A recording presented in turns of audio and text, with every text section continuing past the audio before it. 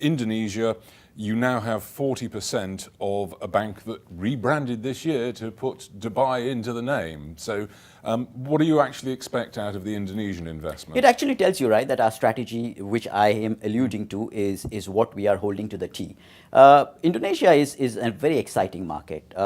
In addition to being the largest densely populated Muslim market with around 250 million Muslims. When we were entering into Indonesia, I recall this very clearly, that I was told that it's a market where Islamic banks are quite small, it's a market where Islamic banking is underpenetrated, so why go into Indonesia? And that's the exact reason why we went into Indonesia, because the Islamic banks were small and the market was underpenetrated.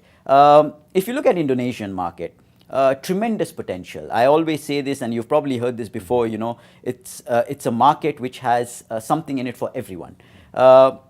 Given that you have the right positioning, you cannot in Indonesia go into Indonesia and be just another player. You've got to bank on all the experience that you've gathered over 4 decades that we've been in existence. Technology plays a very large part. And last but not least, the regulator in Indonesia is quite supportive of Islamic finance. Yes. There's a national agenda.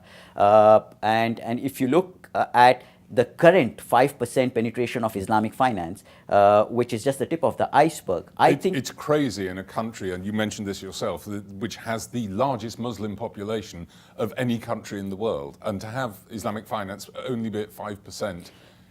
There's a huge opportunity. There must be a huge opportunity. No, absolutely, Robin, and I think that's why we've gone there.